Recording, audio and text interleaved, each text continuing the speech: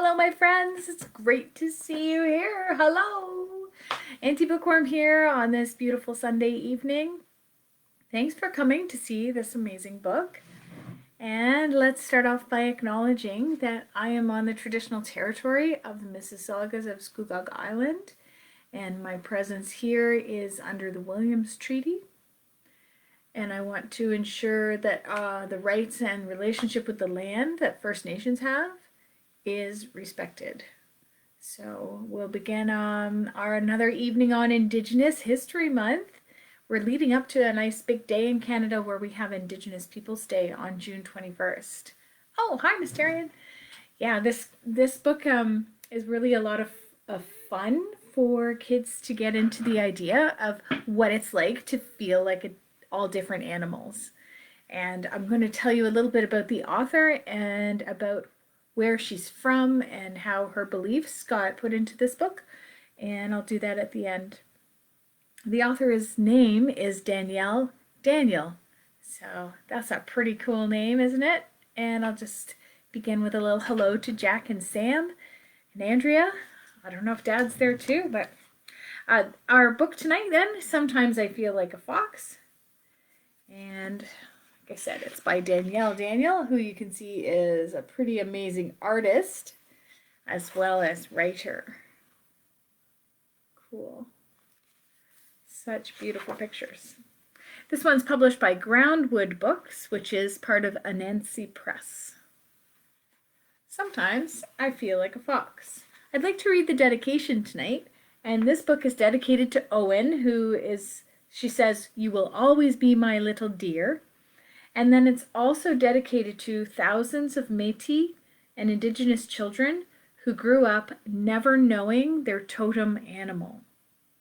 So I'll explain that at the end of the story, okay? Here we go. Sometimes I feel like a bear. Strong and confident, I stand tall and growl and protect those around me. Take a second and bring on the bear, people. Arr, arr, nice and strong.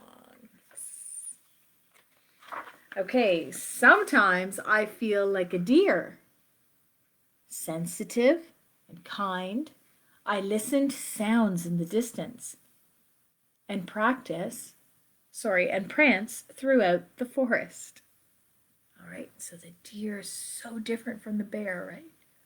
Watch, listen, look.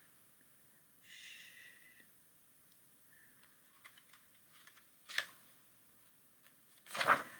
Sometimes I feel like a beaver, busy and purposeful. I use only what I need and always get the job done. I bet some of us feel like, or at least I feel like, I wish I was more like a beaver more often. However, we do get lots done in a day, and we should be proud of all the things that we are accomplishing, right? Yes, we should. Oh, beautiful. Sometimes I feel like a butterfly, delicate and free. I spread my wings wide open and flutter from flower to leaf. And she's even got a butterfly right on her there. Excellent. Sometimes I feel like a moose, awkward yet graceful. I move swiftly and silently with gentle strength and wisdom. Maybe some of you are going to be getting out and about this summer a little bit and be able to see a moose somewhere. You don't have to drive too far away from where I live to be able to see a moose. Hi, Corinne and Kennedy. We're just getting started here. Sometimes I feel like an owl, intuitive and discreet. I fly across the dark night sky, always watching, always listening.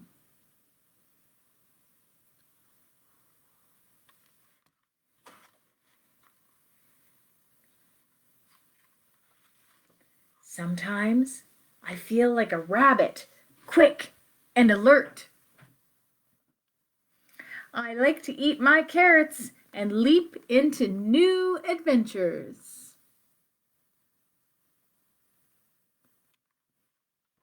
You ever felt like a rabbit? Like, okay, it's time to go. Let's just do it. Just go. Definitely. Sometimes I feel like a turtle, slow and quiet. I retreat into my shell and find peace and solitude.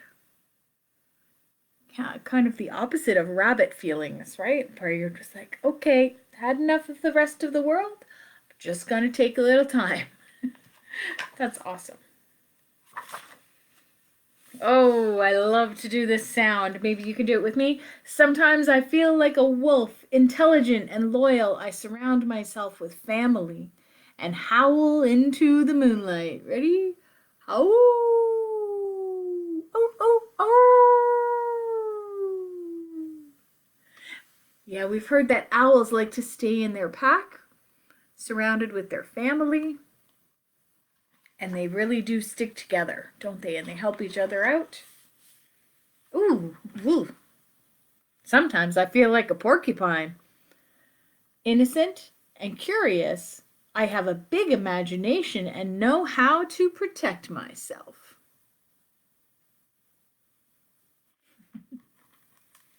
It's always good to protect yourself. Stay safe. Sometimes I feel like a raven, dark and mysterious. I am both messenger and secret keeper and help bring light from darkness.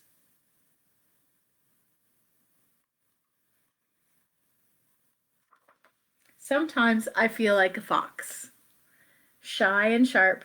I observe all those around me and disappear quickly.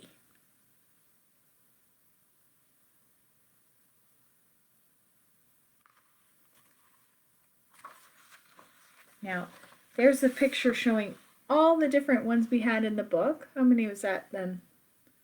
4 by 3, is that 12? 12. And it says here, these are called totem animals, and their meanings are the bear is brave, the deer is loving, the beaver is determined, the butterfly is vulnerable, the moose is strong, the owl is wise, the rabbit is creative, the turtle is patient, the wolf is loyal, the porcupine is curious, the raven is truthful, and the fox is clever. Just on this last bit,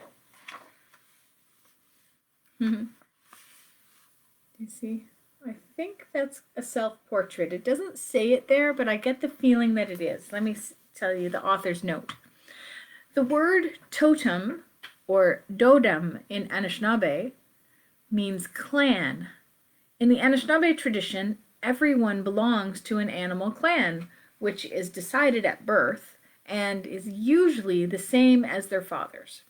This totem animal symbolizes the skills that each member of the clan must learn to serve their tribe. People from the same totem are considered brothers and sisters and cannot marry, but they have a collective duty to care for one another. Animal totems continue to be an important part of being Anishnaabe. Animal totems are also known as animal guides. In my book, a selection of totems act as guides to help children identify with positive character traits of animals that may be familiar to them. Although children may associate with different animal guides throughout their lives, it's commonly believed that one animal acts as their main guide. This connection can be shared through physical interactions, dreams, mutual characteristics, or personal interest. The animal instructs and protects the child as they experience their physical and spiritual life. Totem animals remind us that all living organisms are part of the same cycle of life. There you go. And Danielle lives in Sudbury, and she is Métis. So that means that in her family, someone in her family was Indigenous, and that they've married and had children with someone who's not Indigenous, and then they have carried on the Indigenous traditions in their family. So I think that's a fair understanding of Métis. But someone can correct me if I am saying misspeaking there, of course. Yeah. Oh, look, this one actually does have the sticker on it that we put on our books to show that they're First Nations or Métis or Inuit books. See that sticker? And some of my friends out there will know that that is called the medicine wheel. Yeah. And you might even remember what the 4 colors represent in the medicine wheel.